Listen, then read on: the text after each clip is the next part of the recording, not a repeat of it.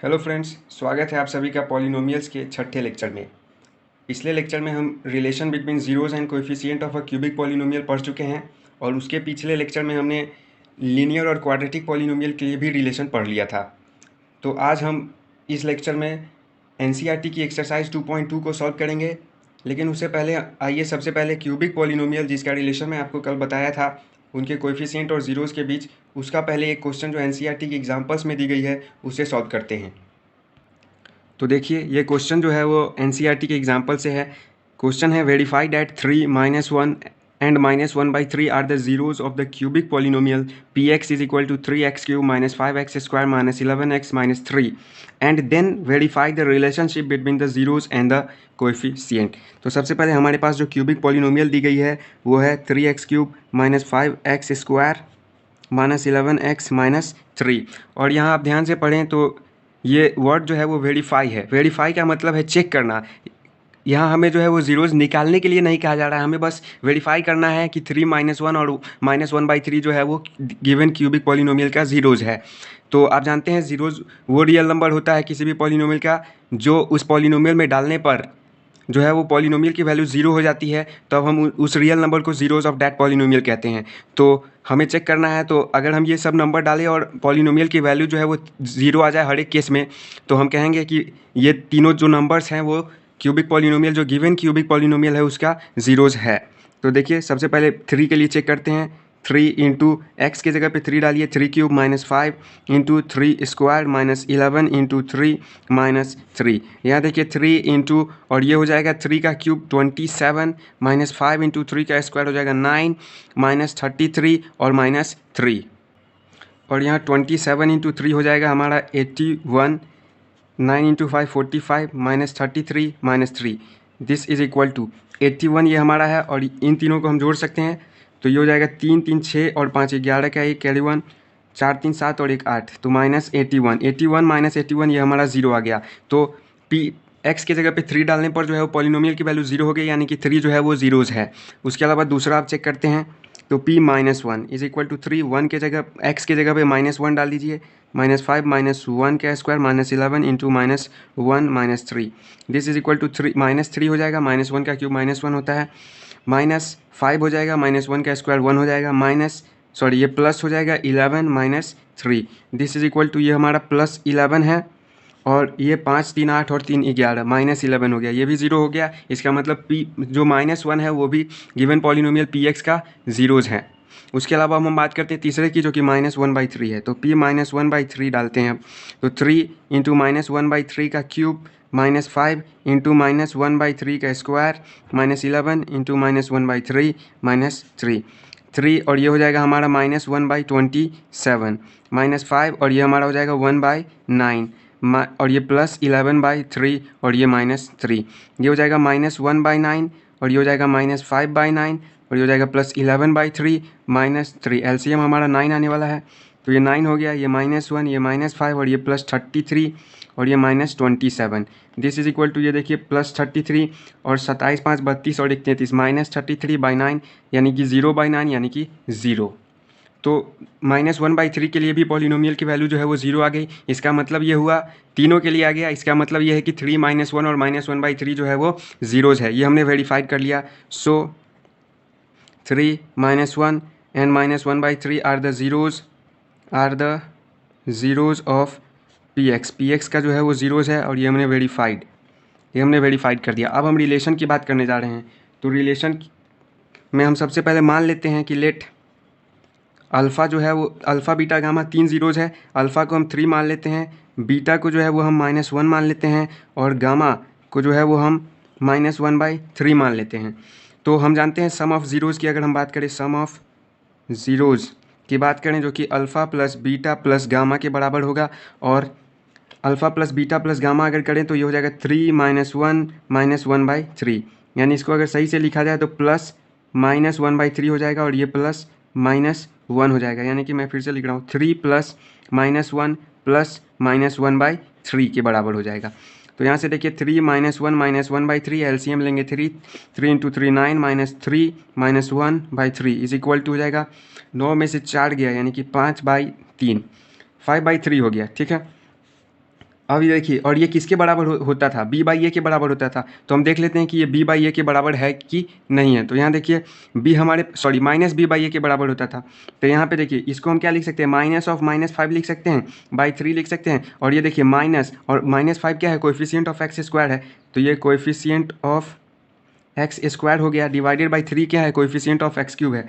यानी कि ये पहले कंडीशन को सेटिस्फाई कर रहा है, जो पहला रिलेशन हम सम ऑफ जीरोज वाला निकाले थे वो।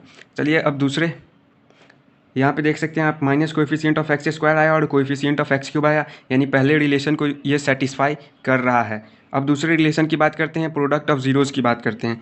प्रोडक्ट ऑफ जीरोज़ यानी कि alpha into beta into gamma is equal to हमारे पास क्या हो जाएगा, 3 इंटू -1 इंटू -1/3। 3 से 3 कैंसिल और ये टोटल 1 हो जाएगा। और ये हमारा किसके बराबर आता था, -d/a के बराबर आता था। और यहाँ देखिए इक्वेशन को अगर हम पॉलिनोमियल को अगर हम देखें तो यहाँ d की वैल्यू जो है वो क्या है, -3 के बराबर है, और a की वैल्यू क्या है, 3 के बराबर। आगे हम माइनस लगा दें तो ये क्या -d/a के बराबर हो जाएगा, माइनस, और ये हमारा d है और ये हमारा a है। तो -d/a यानी कि minus of constant term, minus of constant divided by coefficient of x cube के बराबर हो गया। अब हम बात करते हैं तीसरे रिलेशन की, जो कि था sum of product of zeros taken 2 at a time. मतलब 2 जीरोज़ लेना है और उनका प्रोडक्ट करना है और उन सभी का सम कर देना है। तो alpha beta plus beta gamma plus gamma alpha या अल्फ़ा गामा जो कहिए, तो ये हो जाएगा 3 into -1 plus -1 into -1/3 plus 3 into -1/3। ये 3 से 3 कैंसल, और यहाँ देखिए क्या हो जाएगा, -3 और ये हो जाएगा +1/3 और ये हो जाएगा -1। एलसीएम हो जाएगा 3 तो -9 + 1 और ये हो जाएगा -3/3। अब देखिए -12 + 1 है, यानी कि ये हो जाएगा किसके बराबर, -11/3 के बराबर हो जाएगा। और वहाँ से हम निकालते हैं इक्वेशन को, अगर ध्यान दें इक्वेशन पे, तो यहाँ से देखिए और ये किसके बराबर होता था, तो c/a के बराबर था। अब हम c/a निकालेंगे। c/a का मतलब हुआ कोएफिशिएंट ऑफ x, यानी कि ये -11 है, बाई a कितना है, a यानी कोएफिशिएंट ऑफ x क्यूब यानी कि 3 है। तो c/a इतना आया, और alpha beta plus beta gamma plus gamma alpha, यानी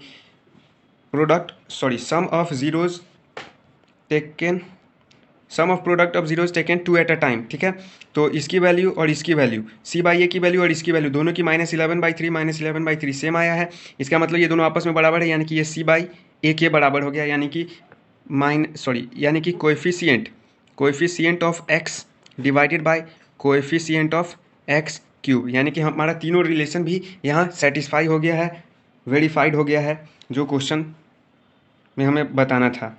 देखिए क्वेश्चन था वेरीफाई करने के लिए कि ये सब जीरोज़ था और क्यूबिक पॉलिनोमियल गिवन px दिया हुआ है, और उसके बाद वेरीफाई करना था कि रिलेशनशिप जो है वो जीरोज़ और कोएफिशिएंट के बीच जो रिलेशन है वो सही है कि नहीं सही है, ये हमें बताना था। तो सबसे पहले वेरीफाई किए हमने तीनों जीरोज़ को, तो हमने वैल्यू डाला पॉलिनोमियल में, तो वैल्यू जो है वो 0 के बराबर आ गया तीनों के केस में, 3 -1 और -1/3 तीनों के केस में। इसका मतलब ये हुआ कि वो तीनों जो है वो गिवन पॉलिनोमियल के जीरोज़ हैं। उसके बाद जब वेरीफाई करने की बात आई तो हमने 3 अल्फ़ा बीटा गामा तीनों जीरोज़ का नाम दे दिया है कुछ, और अल्फ़ा बराबर 3, बीटा बराबर -1 और गामा बराबर -1/3 ले लिया।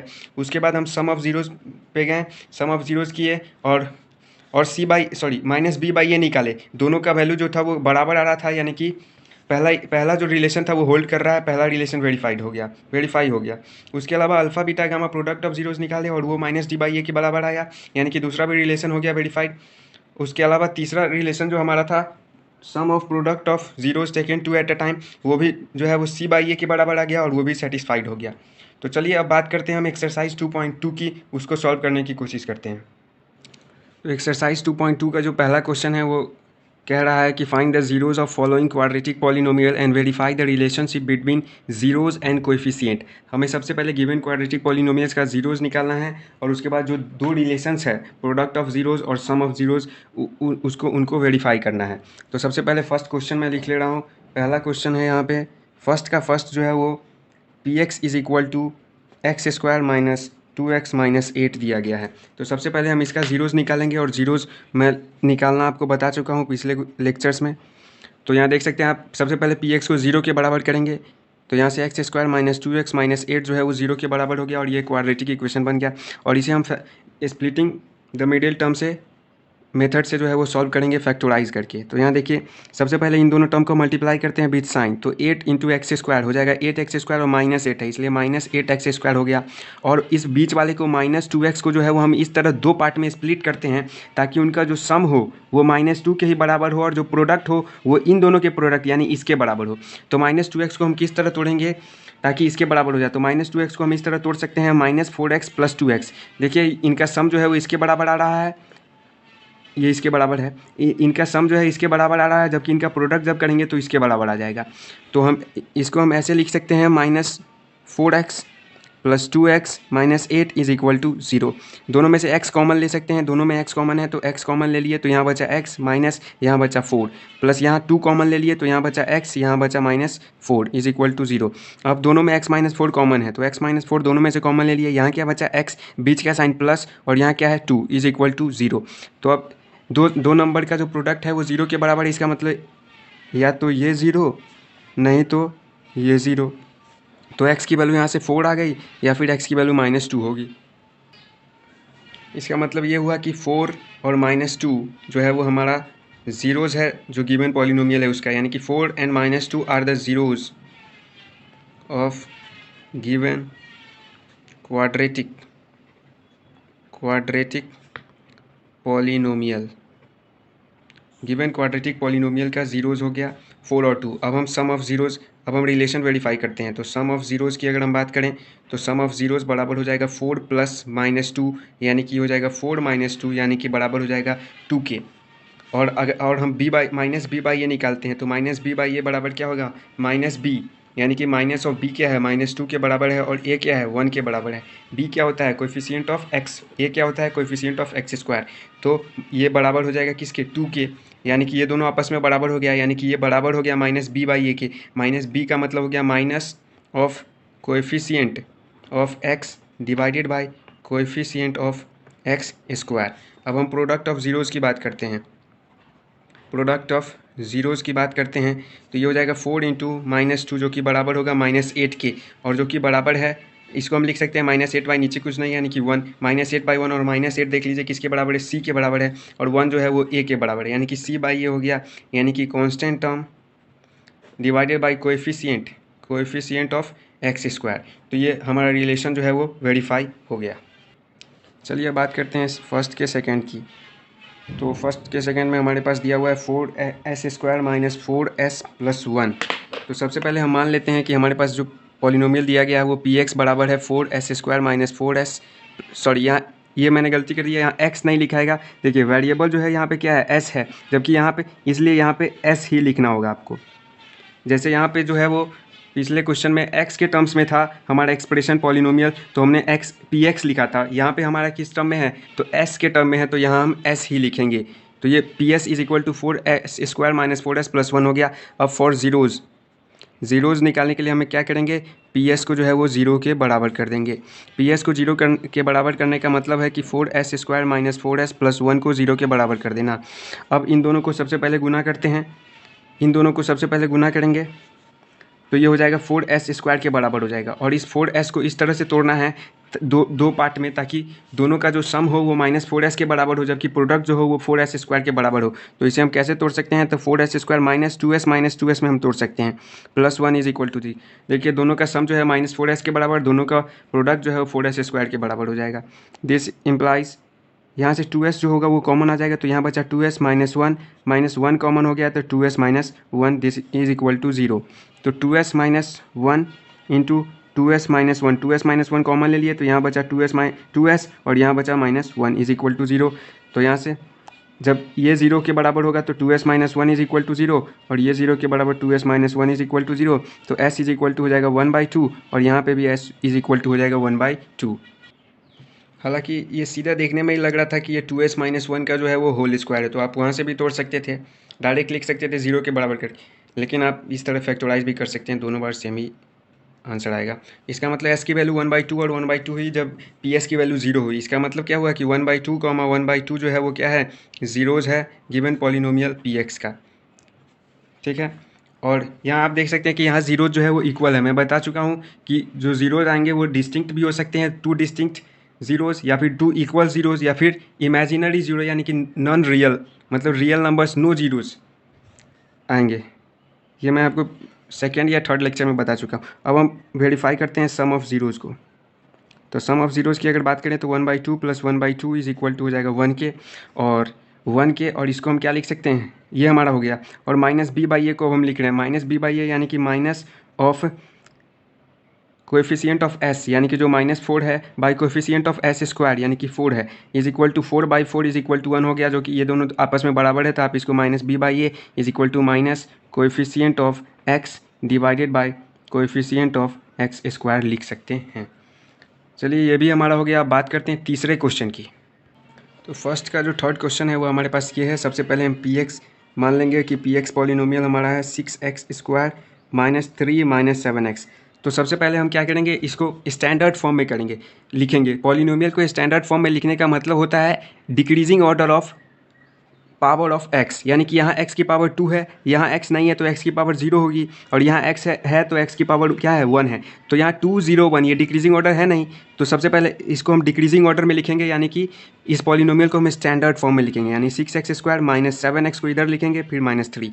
अब ज़ीरोज़ निकालने के लिए, फॉर ज़ीरोज़ निकालने के लिए हम क्या करेंगे, px को जो है वो 0 के बराबर कर देंगे, यानी कि 6x स्क्वायर -7x -3 जो है वो 0 के बराबर हो जाएगा। इन दोनों को मल्टीप्लाई कीजिए तो ये हो जाएगा -18x स्क्वायर। 7x को इस तरह से तोड़िए ताकि -7x को इस तरह से तोड़िए ताकि दोनों का सम जो हो वो -7x के बराबर हो जाएगा, प्रोडक्ट जो है वो -18x स्क्वायर के बराबर हो जाए। तो इसको हम -9x + 2x लिख सकते हैं। प्रोडक्ट देखिए -18x स्क्वायर हो जाएगा और सम जो है वो -7x। तो 6x square -9x + 2x -3 is equal to 0। This implies, यहाँ से हम 3x दोनों में कॉमन है, तो यहाँ क्या बचा, 2x बचा, माइनस यहाँ क्या बचा 3, + 1 कॉमन लेंगे तो 2x - 3 this is equal to 0।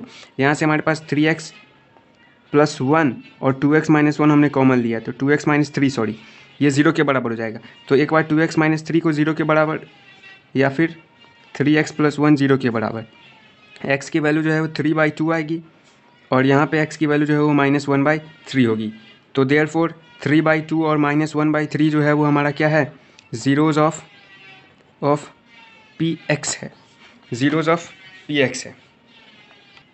पिछले क्वेश्चन में मैं यहाँ ज़ीरोज़ ऑफ px लिख दिया था, जबकि देखिए वेरिएबल जो है वो s के टर्म है, इसलिए यहाँ पे ps होगा। हाँ, तो फर्स्ट के थर्ड में हमारा 3/2 और -1/3 जो है वो हमारा 2 ज़ीरोज़ आ गया है। अब हम वेरीफाई कर रहे हैं, तो सम ऑफ ज़ीरो सबसे पहले निकालते हैं। सम ऑफ ज़ीरो जो कि बराबर है 3/2 + -1/3, यानी कि 3/2 - 1/3। एलसीएम लीजिए 6 होगा, 3 से मल्टीप्लाई तो 9 और 2 से मल्टीप्लाई तो ये 2 हो जाएगा। 9 - 2/6 यानी कि ये हमारा हो जाएगा 7/6। और हम -b/a निकाल रहे हैं। -b/a का मतलब हो गया minus of coefficient of x जो कि -7 है, बाई a का मतलब कोएफिशिएंट ऑफ x स्क्वायर यानी कि 6 है, इज इक्वल टू 7/6। देखिए दोनों जो है वो आपस में बराबर है, यानी कि ये -b/a के बराबर है, यानी कि minus of coefficient of x divided by coefficient of x square के बराबर है। अगले क्वेश्चन की बात करते हैं। फर्स्ट का जो फोर्थ है वो हमारे पास पॉलिनोमियल जो है वो 4u² + 8u दिया गया है। तो सबसे पहले हम मान लेंगे कि p क्या x, नहीं u मानेंगे, क्योंकि u में वेरिएबल जो है वो हमारा u है। तो 4u² + 8u ये हमारा पॉलिनोमियल हो गया। अब फॉर ज़ीरोज़ निकालने के लिए क्या होगा, pu जो होगा वो 0 के बराबर होगा। इसका मतलब ये हुआ कि 4u² + 8u जो कि होगा 0 के बराबर होगा। तो यहाँ से क्या कॉमन आ रहा है, 4 दोनों में है, u भी दोनों में है, यहाँ क्या बच रहा है u, प्लस यहाँ क्या बच रहा है 2 इज इक्वल टू 0। अब एक बार 4u जो होगा वो 0 के बराबर होगा, और एक बार u + 2 जो होगा वो 0 के बराबर होगा। यहाँ से u की वैल्यू क्या हो जाएगी 0, और यहाँ से u की वैल्यू क्या होगी -2, यानी कि 0 और -2, therefore 0 and -2 are zeros of pu का क्या हो गया, ज़ीरोज़ हो गया, -2 और 0। अब वेरिफिकेशन की बात करते हैं। वेरिफिकेशन की हम बात कर रहे हैं। सबसे पहले सम ऑफ ज़ीरो जो कि बराबर होगा 0 + -2 यानी कि -2 के बराबर होगा। और -b/a निकालने की कोशिश करें तो हम -b यानी कि 8 और a यानी कि 4, यानी कि -2 आ रहा है, दोनों आपस में बराबर, यानी -b/a के बराबर है, यानी कि minus coefficient of x divided by coefficient of x square के बराबर है। तो चलिए अब बात करते हैं अगले क्वेश्चन की, जो हमारा क्वेश्चन नंबर फर्स्ट का फिफ्थ है। तो फर्स्ट के फिफ्थ की बात करें तो फर्स्ट का फिफ्थ है टी स्क्वायर माइनस 15 हमारा ये पॉलिनोमियल दिया गया है। इस बार हम क्या मानेंगे, पी टी, क्योंकि वेरिएबल जो है वो टी है, तो P T is equal to हो जाएगा टी स्क्वायर माइनस 15। और टी स्क्वायर माइनस 15 को हम क्या लिख सकते हैं, रूट 15 का स्क्वायर लिख सकते हैं, बिल्कुल। तो टी स्क्वायर माइनस ए स्क्वायर माइनस बी स्क्वायर क्या होता है, ए प्लस बी यानी कि टी प्लस रूट 15 इंटू ए माइनस बी यानी कि टी माइनस रूट 15। अब फॉर ज़ीरोज़ की अगर बात करें हम, तो पी टी जो होगा वो ज़ीरो के बराबर होगा। इसका मतलब ये हुआ कि T plus root 15 into T minus root 15 जो है वो ज़ीरो के बराबर होगा। तो देयरफॉर टी की वैल्यू क्या होगी, एक बार जब इसको जीरो के बराबर करेंगे तो माइनस रूट 15 होगा, और एक बार जब इसको जीरो के बराबर करेंगे तो प्लस रूट 15 होगा। अब वेरिफिकेशन की बात कर लेते हैं। सम ऑफ ज़ीरोज़ की बात करें तो ये हो जाएगा root 15 minus plus minus root 15 यानी कि जीरो के बराबर हो गया। अब ये जीरो और माइनस बी बाई ये निकालने की कोशिश करते हैं, तो यहाँ देखिए टी है ही नहीं, यानी कि टी का कोएफिशिएंट क्या होगा, जीरो के बराबर होगा। अगर हम इसको और अच्छे से लिखना चाहें तो T square plus zero into T minus 15 लिख सकते हैं ना। तो यहाँ देखिए टी का कोएफिशिएंट क्या है, जीरो, यानी कि जीरो बाई एक ए वन है, यानी कि ये जीरो के बराबर, यानी कि ये माइनस बी बाई ए यानी minus coefficient of x by coefficient of x square के बराबर हो गया। प्रोडक्ट ऑफ जीरोज़ की बात कर लेते हैं। प्रोडक्ट ऑफ ज़ीरोज़ ये बराबर होगा root under 15 into minus root under 15, जो कि बराबर हो जाएगा माइनस 15 के। और सी बाई ए की अगर हम बात करें तो सी बाई ए जो होगा वो बराबर होगा किसके, यहाँ देखिए सी बाई ए जो है वो माइनस 15 बाई 1 के बराबर है, और ये भी माइनस 15 बाई 1 है, तो आपस में ये क्या हो गए बराबर, यानी constant term by coefficient of x square. चलिए बात करते हैं फर्स्ट के आखिरी क्वेश्चन यानी कि फर्स्ट का सिक्स्थ। तो यहाँ पे हम पी एक्स को सबसे पहले मान लेंगे पी एक्स बराबर 3x square minus x minus 4, ठीक है। अब फॉर ज़ीरोज़ की बात करते हैं। ज़ीरोज़ के लिए पी एक्स की वैल्यू जो होगी वो ज़ीरो के बराबर होगी, यानी कि 3x square minus x minus 4 जो होगा वो ज़ीरो के बराबर होगा। अब बताइए मैं इस x को क्या लिखूँ, जल्दी से सोचिए बताइए। -4x plus 3x minus 4 is equal to 0। अब चूंकि इन दोनों में कॉमन है इसलिए 3x को मैं इधर लिख रहा हूँ, 3x plus 3x square plus 3x minus 4x minus 4 is equal to 0। अब यहाँ 3x कॉमन हो गया तो x प्लस 1 माइनस 4 कॉमन हो गया तो x plus 1, this is equal to 0। अब यहाँ से देख सकते हैं x प्लस 1 दोनों में कॉमन, तो यहाँ बचा 3x और यहाँ बचा minus 4 is equal to 0। x plus 1 को जब हम 0 के बराबर करेंगे एक बार, और एक बार इसको 0 के बराबर करेंगे, यहाँ से x की वैल्यू -1 आएगी और यहाँ से x की वैल्यू 4/3 आएगी। अब हम वेरीफाई करते हैं। सबसे पहले सम ऑफ ज़ीरोज़ की बात करते हैं। सम ऑफ ज़ीरोज़ की अगर हम बात करें तो यहाँ पे -1 प्लस 4/3 हो जाएगा इज इक्वल टू -3 प्लस 4/3 यानी कि प्लस 1/3 के बराबर। और माइनस बी बाई ए निकालने की कोशिश करेंगे, माइनस बी बाई ए की बात करें तो यहाँ देख सकते हैं आप माइनस बी बाई ए यानी कि माइनस ऑफ एक्स का कोएफिशिएंट -1 है बाई ए जो है वो 3 है, यानी कि 1/3 दोनों आपस में बराबर, यानी ये माइनस बी बाई ए के बराबर, यानी कि minus of coefficient of x by coefficient of x square. अब प्रोडक्ट ऑफ ज़ीरोज़ की बात करते हैं। प्रोडक्ट ऑफ ज़ीरोज़ जो कि बराबर होगा -1 इंटू 4/3 यानी कि -4/3। और सी बाई ए की अगर हम बात करें तो यहाँ आप देख सकते हैं सी बाई ए की बात करें तो सी जो है वो -4 है और ए जो है वो 3 है, यानी कि -4/3। ये देख लीजिए दोनों बराबर है, यानी कि ये सी बाई ए की भी बराबर हो गया, यानी कि constant term divided by coefficient of x square. तो ये हमारा फर्स्ट क्वेश्चन था। अब चलिए सेकेंड क्वेश्चन पे आ रहे हैं। सेकेंड क्वेश्चन की बात करते हैं। तो चलिए ये हमारा सेकेंड क्वेश्चन है, find a quadratic polynomial each with given number of as the sum and product of its zeros respectively. पहला जो है वो हमारा क्या है, सम है, और दूसरा जो है वो हमारा प्रोडक्ट है। तो ये जो है वो सम है दोनों जीरो का, और ये जो है वो प्रोडक्ट है, क्वाड्रेटिक निकालना है यानी 2 जीरो मैक्सिमम। तो सबसे पहले इस तरह के क्वेश्चन बनाने के लिए सबसे पहले हम मान लेते हैं let alpha and beta be the zeros of required quadratic polynomial px is equal to ax square plus bx plus c, यही होता है जनरल फॉर्म। तो अल्फ़ा बीटा हमने मान लिया कि जो रिक्वायर्ड क्वाड्रेटिक पॉलिनोमियल है उसका जीरोज़ है, ठीक है। तो अकॉर्डिंग टू क्वेश्चन के अनुसार अल्फ़ा प्लस बीटा जो सम ऑफ जीरोज़ है वो किसके बराबर है, 1/4 के बराबर है। और हम जानते हैं कि ये किसके बराबर होता है, रिलेशन के अनुसार -b/a के बराबर होता है। वहीं अगर alpha into beta product of zeros की बात करें तो ये यहाँ पे -1 के बराबर दिया गया है, जो कि किसके बराबर होगा, -1/1, नीचे कुछ नहीं है तो 1, और ये रिलेशन के अनुसार ये c/a के बराबर होता है। तो ये हमारा हो गया। अब हम क्या करेंगे, इक्वेट करेंगे। अगर हम यहाँ ध्यान दें तो a जो है वो 4 के बराबर अगर हम लिखते हैं तो b जो होगा वो -1 के बराबर होगा और c जो होगा वो -1 के। लेकिन क्या ये सही होगा, नहीं सही होगा। क्यों नहीं सही होगा, क्योंकि आप देखिए ये दोनों जो है वो एक ही पॉलिनोमियल के जीरोज़ का जो है वो रिलेशन दिया गया है, एक ही पॉलिनो। तो यहाँ पे a जो है 4 के बराबर है और यहाँ a जो है वो 1 के बराबर है, पॉसिबल है क्या, नहीं है। तो हम क्या करेंगे, दोनों जगह a को सेम करने के लिए कुछ अपना व्यवस्था करेंगे और वो देखिए क्या कर सकते हैं हम। तो इसको a यहाँ 4 रहने देते हैं और यहाँ a को 4, इसको 4 बनाने के लिए क्या करेंगे, ऊपर नीचे दोनों जगह 4 से गुना करेंगे। ऊपर नीचे दोनों से करना होगा, एक तरफ केवल नीचे नहीं करना है, ठीक है। इसलिए ऊपर नीचे, क्योंकि इक्वलिटी को मेंटेन करने के लिए अगर आप सीधा देखें तो ये 4/4 जो है वो कट के 1 ही आ रहा है, यानी फिर भी ये आपस में क्या होगा, बराबर होगा। यानी ऊपर नीचे दोनों तरफ हम सेम नंबर से जो है वो गुना कर सकते हैं, यानी न्यूमरेटर और डिनोमिनेटर दोनों को 4 से गुना करते हैं। तो ये बराबर हो जाएगा -4/4। अब अगर हम यहाँ भी ध्यान दें और यहाँ भी ध्यान दें तो a जो है वो दोनों जगह किसके बराबर है, 4 के बराबर है। तो इफ़ अगर हम a बराबर 4 ले लें तो b की वैल्यू क्या हो जाएगी, b की वैल्यू -1 हो जाएगी और c की वैल्यू जो है वो -4 हो जाएगी। तो अब यही हमारा रिक्वायर्ड इक्वेशन, एक ही हमें फाइंड करना है इक्वेशन। तो रिक्वायर्ड पॉलिनोमियल, सॉरी इक्वेशन नहीं पॉलिनोमियल, रिक्वायर्ड पॉलिनोमियल हमारा जो है वो px वो बराबर हो जाएगा, a की वैल्यू डालिए तो 4x², b की वैल्यू डालिए तो -x और c की वैल्यू डालिए तो -4। यही हमारा रिक्वायर्ड पॉलिनोमियल हुआ। ये हमारा दूसरा क्वेश्चन है, देख लीजिए।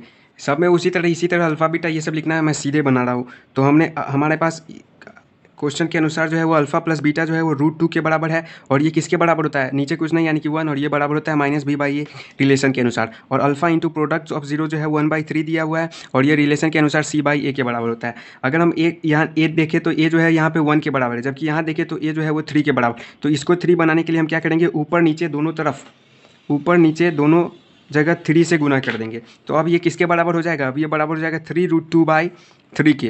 तो यहाँ देखिए a बराबर 3 और यहाँ से भी a बराबर 3। तो अगर हम लिखें कि a बराबर अगर 3 है तो b बराबर किसके हो जाएगा, -3√2 के हो जाएगा और c बराबर किसके हो जाएगा, 1। अब ax² plus bx plus c में वैल्यू डालते हैं a की, तो ये हो जाएगा हमारा रिक्वायर्ड पॉलिनोमियल जो px है वो हो जाएगा 3x² - 3√2x और प्लस 1। यही हमारा रिक्वायर्ड पॉलिनोमियल हुआ।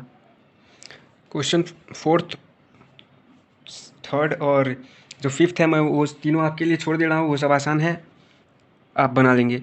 और मैं 6th की बात कर रहा हूँ।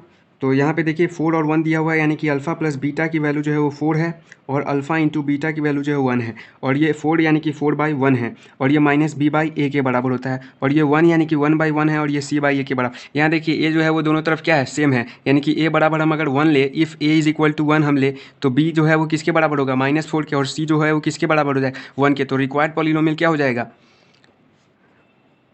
रिक्वायर्ड पॉलिनोमियल जो है वो बराबर हो जाएगा px के और ये बराबर हो जाएगा ax², तो a की जगह 1 -4x प्लस 1 के बराबर हो जाएगा। यही हमारा जो है वो रिक्वायर्ड पॉलिनोमियल हुआ।